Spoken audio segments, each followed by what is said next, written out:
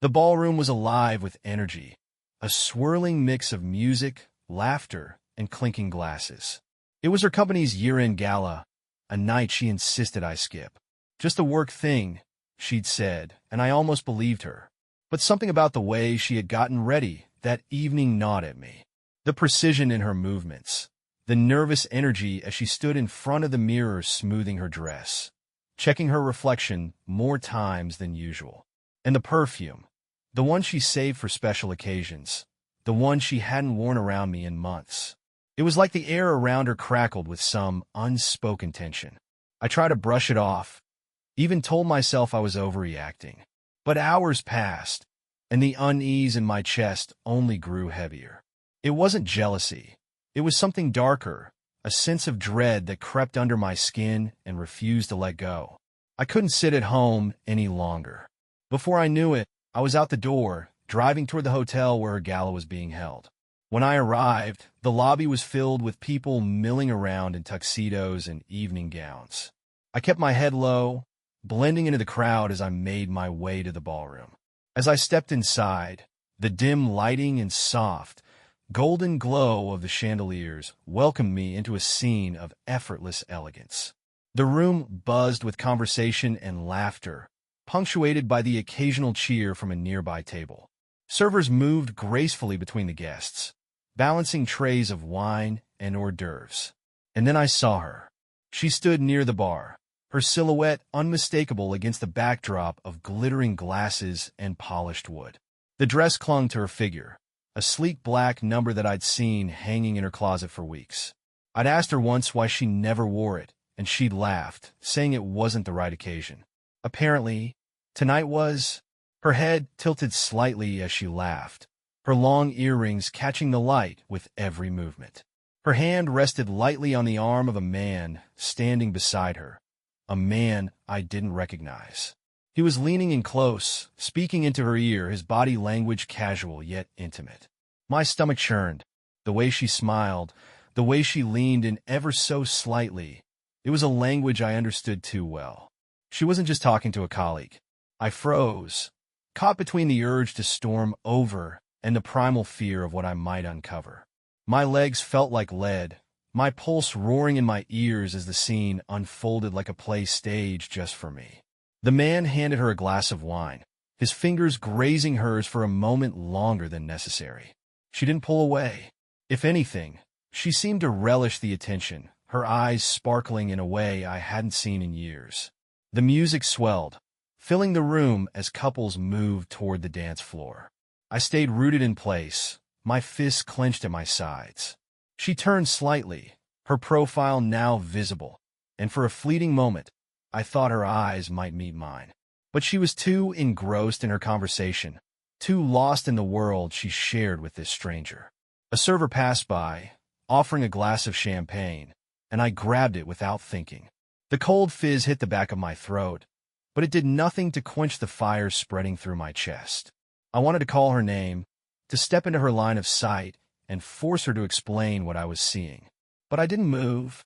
Something held me back. Maybe it was the fear of making a scene, or maybe it was the faint hope that there was some innocent explanation for all of this. I stayed on the periphery, watching as the night carried on.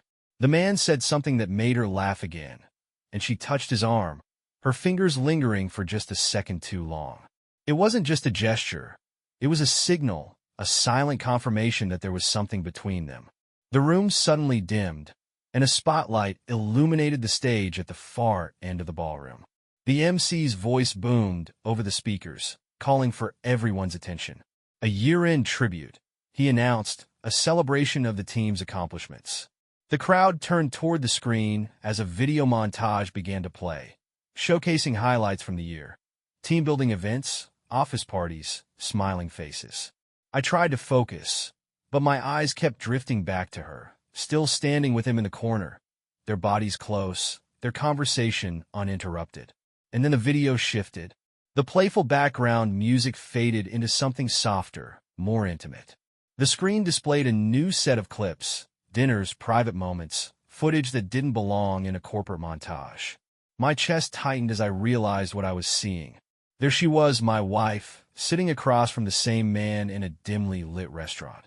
He poured her wine, their hands brushing as they shared a quiet laugh. The camera angle was shaky, as if captured by someone's phone, but the clarity was undeniable.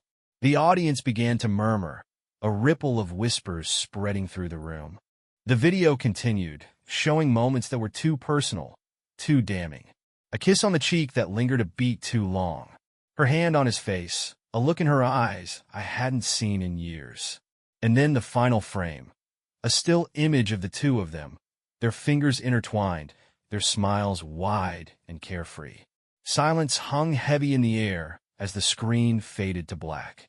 My heart pounded in my chest, each beat a painful reminder of what I'd just witnessed. The room seemed to shrink, the walls closing in around me as the weight of her betrayal settled over me like a suffocating blanket. I turned to look at her. She was frozen, her face pale, her glass slipping from her hand and shattering on the floor. The man beside her reached out as if to steady her, but she stepped back, her movements jerky and panicked. Her eyes darted around the room, searching for an escape, and then they landed on me. For a moment, time stood still. Our gazes locked, and in her eyes, I saw everything. Fear, regret, and the unmistakable realization that she had been caught. My breath hitched, my hands trembling as 100 emotions surged through me all at once. But one thought rose above the chaos, sharp and clear. Nothing would ever be the same. The drive home from the gala was a blur, my mind a whirlwind of confusion and betrayal. The weight of what I had seen pressed down on me, suffocating and relentless. I replayed the video over and over in my mind, each frame a knife to the chest. Her laugh, her touch, the way she looked at him, it wasn't just an affair. It was intimacy, connection, something deeper than a fleeting mistake. And yet, I couldn't bring myself to confront her, not yet. When I arrived home, the house was dark and quiet. Her car was already in the driveway, its presence a cruel reminder that she had come back to the life we built together, carrying the weight of her deceit as if it were nothing. Inside, I found her in the kitchen, still in that dress, leaning against the counter with a glass of wine in her hand. She looked up as I entered, her eyes searching mine for a sign of what I knew. But I kept my face neutral, burying the storm brewing inside me. I wanted to scream, to demand answers, but I couldn't trust myself to speak. Instead, I muttered something about being tired and headed upstairs, leaving her in the glow of the kitchen light. I heard her exhale, a shaky breath that could have been relief or guilt. I couldn't tell anymore. The air between us felt like a chasm, impossible to bridge. In the sanctuary of our bedroom, I paced back and forth, my fists clenching and unclenching as I wrestled with my thoughts. Her phone buzzed on the nightstand, the screen lighting up for a brief moment. My heart jumped, and before I could stop myself, I grabbed it. The lock screen showed a notification, a message from Marcus. My chest tightened as I stared at his name, that casual familiarity now loaded with meaning. The message preview read, "I miss you already." It felt like the ground beneath me had given way, a freefall into an abyss I wasn't prepared to face. I tried her passcode, the one we had set together years ago, but it didn't work. She had changed it. The realization hit like a punch to the gut. What else had she hidden? How many secrets had she buried beneath the surface of our lives? I put the phone back down, my hands shaking, and sat on the edge of the bed. The pieces were starting to fall into place now. The late nights at the office, the sudden work trips, the distance that had grown between us like a shadow neither of us acknowledged. I had told myself it was just the ebb and flow of marriage, the natural wear of years together. But now, I saw it for what it was, a slow unraveling of the life we had built one thread at a time. When she came upstairs, I pretended to be asleep. I kept my breathing steady, my face turned away from her as she slipped into bed beside me. The mattress dipped under her weight, and for a moment, I thought she might reach for me, that some remnant of the love we once shared might compel her to close the gap. But she didn't. She lay on her side, her back to me, and the silence stretched on. I lay there for hours, staring at the ceiling as questions swirled in my mind. Who was Marcus? How long had this been going on? Was it just him, or had there been others? Each question felt like a wound, raw and bleeding, and I had no way to stop the pain. The next morning, she was gone before I woke up. A note on the counter said she had an early meeting and would be home late. The words were as sterile as a stranger's, devoid of the warmth that used to flow so easily between us. I stared at the note for a long time, the paper trembling in my hands. There was no mention of the gala, no acknowledgement of what had transpired the night before. It was as if she had wiped the slate clean, erasing the truth before I could confront it. I couldn't let it go. The need for answers consumed me, an itch I couldn't scratch. While she was at work, I sat at the kitchen table, her laptop open in front of me. My fingers hovered over the keyboard, hesitant but determined. I navigated to her email, my heart pounding as I typed in the password I had seen her use once before. It worked. The inbox flooded the screen, a mix of mundane work emails and personal messages. My eyes scanned the list, searching for his name. It didn't take long to find him. Marcus. His name appeared in the subject lines, casual and unassuming. Dinner plans next weekend, missing you. I opened the first one, my breath hitching as I read. The words were intimate, layered with inside jokes and shared moments I had no part in. He wrote about their dinners, their conversations, the way she smiled at him in a way that made him feel like the only man in the room. My stomach churned as I scrolled through message after message, each one a nail in the coffin of our marriage. This wasn't just an affair. It was a relationship, a parallel life she had built without me. I found attachments, photos of them together, their faces alight with happiness. She wasn't just betraying me. She was thriving in her betrayal, living a version of herself I hadn't seen in years. I closed the laptop, the screen going dark as I sat back in the chair. The room felt suffocating, the walls closing in as the weight of her deception pressed down on me.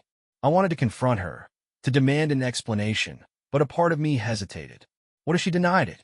What if she turned it around on me, made me the villain in a story I hadn't written? I wasn't ready for that battle. Not yet. For now, I would wait. I would gather the pieces of her betrayal, arm myself with the truth, and prepare for the confrontation I knew was inevitable. But as I sat there, the reality of what I had discovered began to settle over me like a heavy fog. The woman I thought I knew, the life I thought we shared, it was all a lie. And no matter what happened next, I knew one thing for certain. There was no going back. The house was dark when she came home that evening, the faint click of the door echoing through the silence. I sat in the living room, my body tense, the weight of the day pressing down on me like an anchor. Her heels tapped against the hardwood floor as she moved through the hallway, her silhouette appearing in the dim glow of the overhead light. She froze when she saw me, her hand lingering on the wall as if steadying herself. I had rehearsed this moment 100 times in my head throughout the day. I'd imagined the accusations, her denials, the inevitable spiral into shouting and tears. But as I looked at her now, all the anger and betrayal I had carried for days boiled to the surface, sharp and raw. Without preamble, I asked about Marcus. Her reaction was quick, almost too quick. Her expression flickered for a fraction of a second, a micro-movement so subtle it might have gone unnoticed if I hadn't been looking for it. She recovered quickly, forcing her face into a mask of confusion. I knew that tactic, that careful deflection, but I wasn't playing her game tonight. I told her I'd seen the emails. The words hung in the air between us, heavy and undeniable. She didn't respond immediately, her lips parting as if to say something, then closing again. For a moment, she just stood there, her eyes darting around the room as if searching for an escape route. Finally, she admitted it was true. She said it quietly, her voice barely above a whisper, but the impact of her words was deafening. My world, already fractured, crumbled around me as she confirmed what I had known but hadn't wanted to believe. Her excuses came next. She claimed it wasn't what I thought, that it had started as a harmless friendship. She painted herself as a victim of circumstance, caught in something beyond her control. But her words were hollow, every syllable dripping with insincerity. I knew better. I had seen the pictures, read the messages. This wasn't an accident. It was a choice. A series of choices that had led her away from me and into his arms. She tried to justify it, saying things had been strained between us, that she felt unseen, unappreciated. Her words cut deep because, in some ways, they were true. We had drifted, the years of routine and familiarity dulling the spark we once had. But wasn't that what marriage was? Weathering the storms, working through the rough patches? She had chosen to give up instead, to seek solace in the arms of someone else. I stood up, pacing the room as the weight of her betrayal settled over me. She followed me with her eyes, her expression shifting between anger and desperation.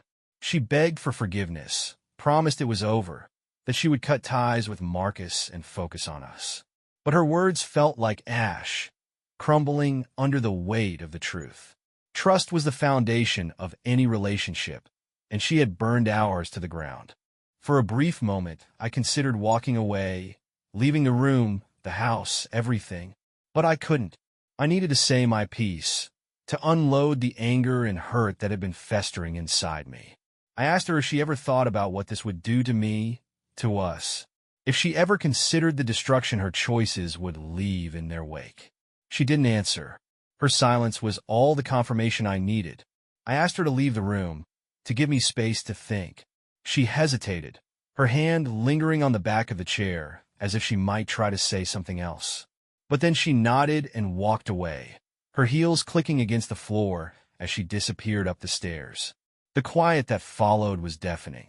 I sank back into the couch, my head in my hands, my chest heavy with the weight of everything that had transpired. The house, once a place of comfort and safety, now felt foreign, like a battlefield littered with the debris of what we had once shared. I didn't know what came next.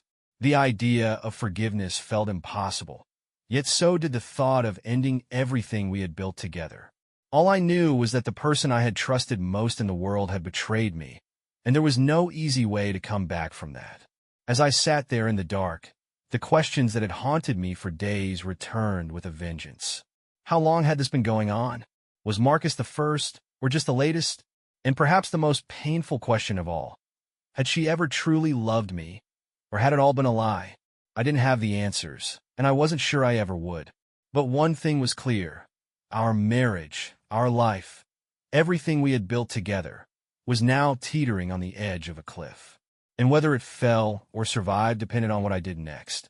The days that followed were a blur, each one bleeding into the next.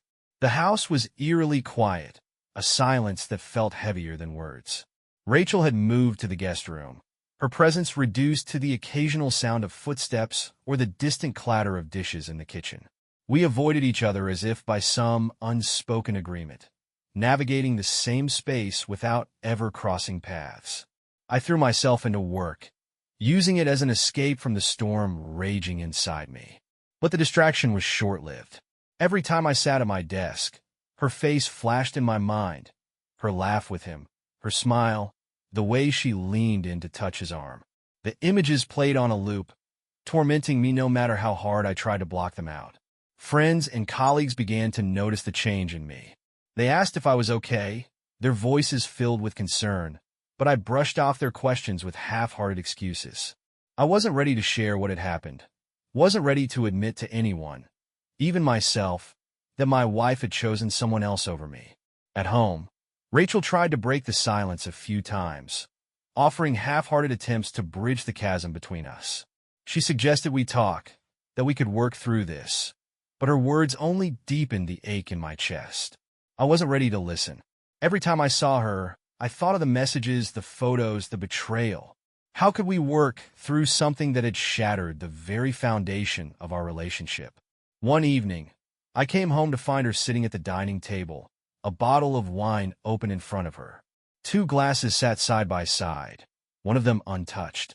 She looked up as I walked in, her eyes rimmed with red, the faint shimmer of tears clinging to her lashes. She gestured to the empty chair across from her, a silent invitation to sit. I hesitated, torn between the urge to turn and walk away and the nagging curiosity about what she might say.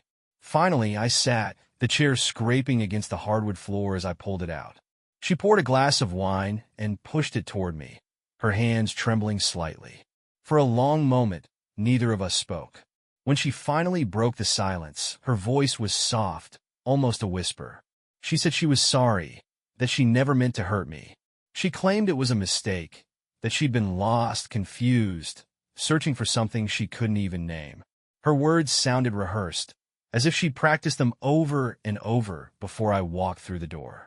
I listened, but I couldn't bring myself to respond.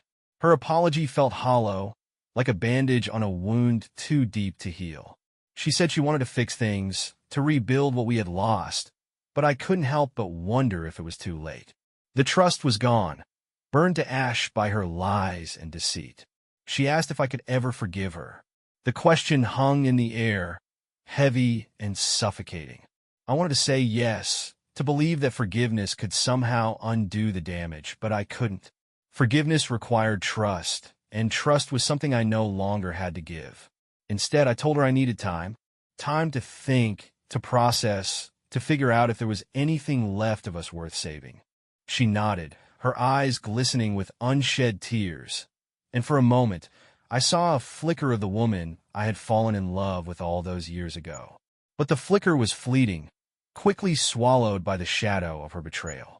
That night, I lay awake in bed, staring at the ceiling as the questions swirled in my mind. Could I ever look at her the same way again? Could I ever touch her without thinking of him? Could I rebuild a life with someone who had so carelessly torn it apart? The answers didn't come. Instead, the hours dragged on, the weight of uncertainty pressing down on me until the first light of dawn crept through the window.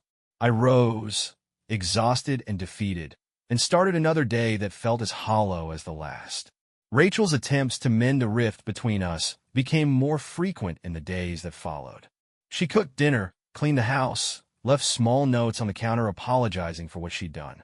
But each gesture felt like a desperate attempt to plaster over cracks too deep to be hidden. I knew she was trying. I could see the guilt in her eyes, the way she avoided looking directly at me for too long, as if afraid of what she might find in my gaze. But her efforts only served as a reminder of how far we had fallen, of the life we had lost and the people we had become. One evening, I came home to find her in the guest room, sitting on the bed with her head in her hands. She looked up as I entered, her face streaked with tears. She asked if I hated her.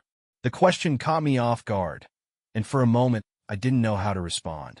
I told her I didn't hate her. The truth was, I didn't feel much of anything anymore. The anger, the pain, the heartbreak, it had all settled into a numbness that left me hollow and detached. I didn't hate her, but I didn't know if I loved her anymore either. And that, perhaps, was the most painful realization of all. As I turned to leave, she reached out, her hand brushing against mine. She said she still loved me, that she wanted to fight for us, for the life we had built together. I paused, her words stirring something deep inside me, but I couldn't bring myself to look at her. Instead, I told her what I had told her before. I needed time. Time to figure out if I could forgive her, if I could ever trust her again, if there was any part of me that still believed in us. And as I walked away, leaving her alone in the quiet of the guest room, I wondered if time would ever be enough. Days turned into weeks, and the house remained a battlefield of silence and avoidance.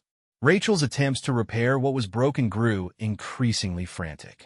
Small acts of kindness, coffee left on the counter for me in the morning, a folded shirt waiting on the bed, felt more like offerings to an altar than genuine gestures of love. I accepted them without comment, unwilling to acknowledge the effort she was putting in. I wasn't ready to reward her for trying to rebuild a life she had so willingly torn apart. But beneath the surface, I was no longer simply drifting in the aftermath of her betrayal. Something in me had shifted. The numbness that had gripped me was giving way to clarity, the haze of heartbreak replaced by a cold, calculating resolve. If she had chosen to gamble with our life, then I would decide what the stakes were.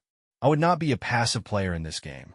I began to take stock of everything: our finances, our property, our shared commitments.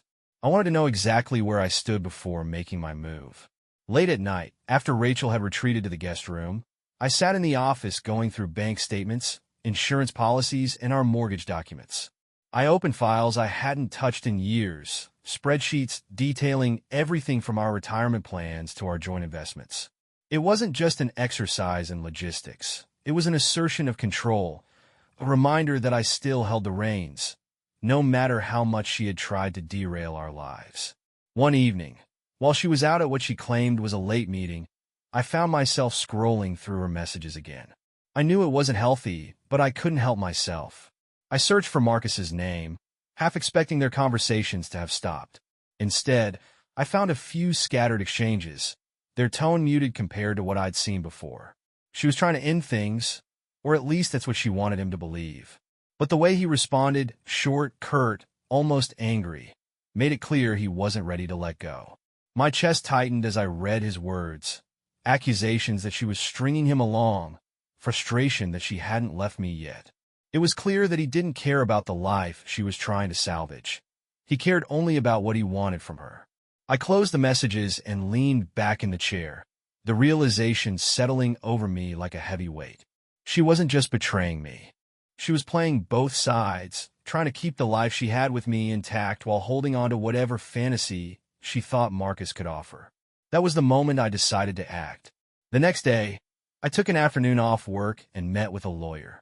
I walked into her office with a folder full of documents, my heart pounding as I explained the situation. She listened carefully, her expression professional but sympathetic, and walked me through my options. She asked if I wanted to file for divorce immediately, but I told her I wasn't ready. Not yet. What I wanted first was leverage, a way to ensure that when the time came, I wouldn't be left scrambling to protect what was mine. Over the following weeks, I put the plan into motion. I opened a separate bank account and began diverting a portion of my paycheck into it. It wasn't much, just enough to start building a safety net. I also changed the passwords to my personal accounts, locking Rachel out of anything she might try to access. At home, I continued to play the part of the distant but cooperative husband, careful not to tip her off to what I was doing. But the most critical piece of my plan involved the evidence. I couldn't risk confronting her again without something concrete to back me up, something that would hold up if things turned ugly. One night, while she was in the shower, I retrieved her phone from the nightstand and connected it to my laptop.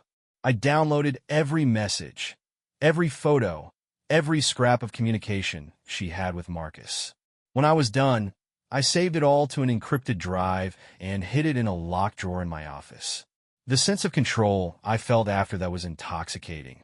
For the first time since this nightmare had begun, I wasn't just reacting to her choices. I was making my own. I wasn't just a victim of her betrayal. I was reclaiming my agency, taking steps to ensure that whatever came next, I would be prepared. But as much as I tried to focus on the logistics, the emotions lingered, simmering just beneath the surface. Late at night, when the house was quiet and the weight of the day pressed down on me, I would replay our life together in my mind. The early days, when we couldn't keep our hands off each other.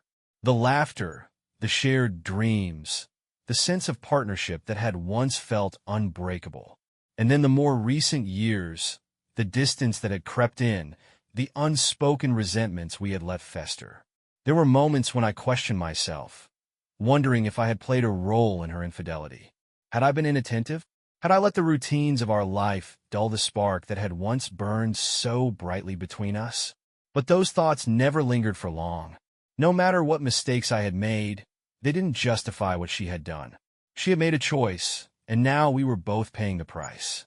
One evening, as I sat in the office reviewing the last of the documents, Rachel knocked softly on the door. She opened it a crack and asked if we could talk. I hesitated, then nodded, gesturing for her to sit.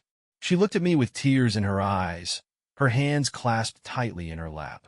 She said she wanted to make things right, that she would do whatever it took to rebuild my trust. I listened, my face unreadable, as she poured out her heart. She promised she had ended things with Marcus, that she was committed to us, to our marriage. But as I looked at her, I couldn't tell if her words were genuine or just another attempt to manipulate the situation. The woman sitting in front of me was a stranger, someone I couldn't reconcile with the person I had built a life with. When she finished, I told her I needed more time. She nodded, wiping her eyes, and left the room without another word. As the door closed behind her, I leaned back in my chair, the weight of everything pressing down on me once again. The plan was in motion, but the question remained. When the time came to make the final move, would I be ready? Or would the love I still felt for her, buried beneath the pain, hold me back from doing what I knew had to be done? The fragile truce in our house felt like walking a tightrope. Rachel continued her efforts to repair the damage, but every gesture, every carefully cooked meal, every soft plea for conversation felt like it only widened the chasm between us. I could see the guilt in her eyes, a heavy shadow that followed her every move, but it wasn't enough to erase what she had done. Her remorse felt performative, as though she were more concerned with salvaging her image than truly making amends. I stayed silent, biding my time. The plan I had set into motion was progressing steadily, but every day brought new challenges. My resolve wavered, my emotions tugging me in opposing directions. There were nights when I watched her from across the room, wondering if the woman I had loved was still somewhere inside her, buried beneath the lies and betrayal. And then there were mornings when the sight of her made my stomach churn, the memory of Marcus's name flashing on her phone, or the laughter they shared in the corner of that ballroom, twisting like a knife in my gut. The tension came to a head one evening, when she came home later than usual. I was in the kitchen, staring at a pile of untouched dishes, when I heard the familiar sound of her keys jangling in the lock. She stepped inside, her heels clicking against the tile floor, and paused when she saw me. We hadn't spoken more than a few words to each other in days, and the silence between us now was suffocating. She hesitated before walking toward me, her expression cautious, as though she were approaching a wounded animal. She said she had been at work, that she'd stayed late to catch up on a project, but her tone lacked conviction. I didn't press her. I didn't need to. Her excuses had worn thin long ago. Instead, I calmly asked if she had seen Marcus. The question hung in the air, heavy and charged. Her reaction was immediate. Her shoulders stiffened, and her eyes darted away, unable to meet mine. She said no, but the hesitation in her voice betrayed her. I felt the heat of anger rising in my chest, but I forced myself to stay composed. I couldn't let my emotions derail what I had been carefully building. I told her I knew she wasn't being honest. I told her I had seen the messages, the photos, that I had been keeping track of everything. Her face paled, and for a moment, I thought she might deny it again, but then she crumbled. She admitted that she had seen him, that it had been a mistake, that she didn't know why she couldn't let him go. Her words felt like a slap, each one cutting deeper than the last. She tried to explain, to rationalize, but I couldn't hear her anymore. All I could see was the betrayal, the wreckage of everything we had built together. I told her I didn't want to hear her excuses. I told her she had made her choice, and now I was making mine. For the first time, I saw fear in her eyes. Real fear, not the panic of being caught, but the terror of losing something she hadn't fully appreciated until now. She begged me to reconsider, to let her fix things, but I was done. Her words had no weight anymore. They were just noise. I left the room, retreating to the office where I had spent so many nights piecing together the fragments of our life.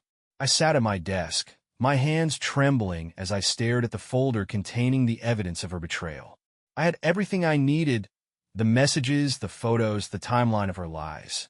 It was all there, a complete dossier on the collapse of our marriage. As I sat there, the finality of what I was about to do washed over me. This wasn't just about ending our marriage. It was about reclaiming my life, about refusing to be defined by her choices. I felt a strange sense of calm settle over me, a quiet resolve that steadied my trembling hands. The next morning, I met with my lawyer. I handed over the folder, my voice steady as I explained what I wanted. She nodded, her expression professional but sympathetic, and assured me she would handle everything. As I walked out of her office, the weight on my chest lifted ever so slightly. It wasn't gone, but it was lighter, manageable. For the first time in weeks, I felt like I was moving forward. When I returned home, Rachel was waiting for me in the living room. She looked up as I entered, her eyes red and swollen from crying. She asked where I had been, but I didn't answer. Instead, I told her we needed to talk. Her face crumpled as I explained my decision, as I told her I had filed for divorce. She begged me to reconsider, to let her prove that she could change, but her pleas fell on deaf ears. I told her the trust was gone, that no amount of apologies could undo the damage she had caused. I told her I deserved better, that I couldn't spend the rest of my life wondering if she would betray me again. She sobbed, her tears soaking the sleeves of her sweater as she buried her face in her hands. I felt a pang of guilt, a flicker of the love I had once felt for her, but it wasn't enough to change my mind.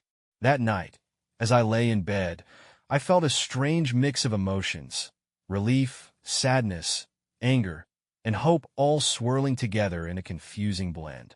The road ahead was uncertain, but for the first time, I felt like I had taken control of my life. I didn't know what the future held, but I knew one thing for sure. I wouldn't let her betrayal define me. I would rebuild, piece by piece, and find a way to move forward. The day she moved out felt surreal. Boxes piled by the front door, filled with the remnants of her life in our home. Rachel moved quietly, her face a mask of sadness, as if she had finally grasped the weight of her choices. I stayed out of her way, sitting at the kitchen table with a cup of coffee, watching as the movers came and went. She offered no words, and neither did I. There was nothing left to say. When the door finally closed behind her, the silence that followed was deafening. The house felt different, emptier in a way I couldn't quite describe.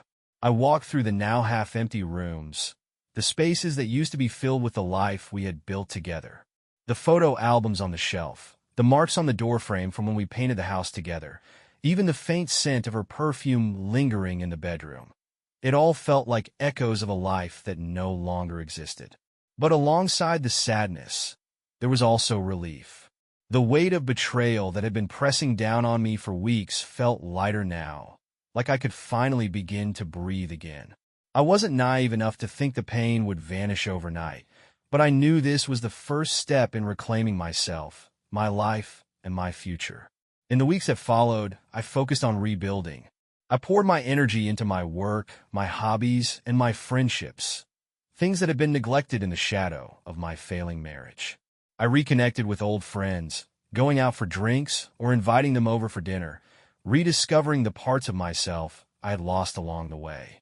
I started running again, letting the rhythm of my feet pounding against the pavement clear my mind. One evening, as I was cleaning out the closet, I found a small box buried in the back corner. Inside were letters Rachel had written to me years ago, back when we were newly married and still full of hope and love. I sat on the floor, reading her words, feeling the ache of what could have been. She had loved me once, I had no doubt about that. And for a moment, I let myself mourn the loss of what we had been, the life we could have had if things had been different. But as I closed the box and placed it back on the shelf, I realized something important. Mourning wasn't the same as longing. I didn't want her back, didn't want to rebuild the life we had. What I wanted was something new, something untainted by lies and betrayal. I wanted a future that was mine, not shaped by the weight of the past. A few months later, I stood in the doorway of what had once been our home office, now transformed into a space that felt entirely my own. The walls were painted a warm gray, the shelves lined with books and framed photos of friends and family. A guitar leaned against the corner, a hobby I'd picked up again after years of letting it gather dust. It wasn't much, but it felt like a start, a tangible symbol of the life I was rebuilding. One evening, as the sun dipped below the horizon, painting the sky in shades of orange and pink, I sat on the porch with a glass of whiskey in hand. The air was cool, the faint scent of rain lingering from a brief afternoon shower. For the first time in a long time, I felt a sense of peace. The chaos, the heartbreak, the uncertainty. It hadn't disappeared, but it no longer consumed me. I had survived, I had endured, and I was ready to move forward. Rachel called once, weeks after the papers had been finalized. Her voice was soft, hesitant, as she asked how I was doing. I told her the truth. I was okay. She said she hoped I could forgive her one day, that she wished she could undo the hurt she had caused. I didn't tell her that I had already begun to forgive her, not for her sake, but for mine. Carrying the weight of that anger wasn't something I wanted anymore. As I hung up the phone, I felt a strange sense of closure. She was a part of my story, but no longer the main character. Her chapter had ended, and I was writing a new one where the pages weren't stained by betrayal. Months turned into a year, and life slowly began to feel normal again. I found joy in small things: a sunny morning, a good book, a laugh shared with a friend. I wasn't looking for love, not yet, but I was open to the possibility that it might find me again someday. For now, I was content with the quiet satisfaction of reclaiming my life, one step at a time. One afternoon, as I walked through the park, the sun filtering through the trees, I caught myself smiling.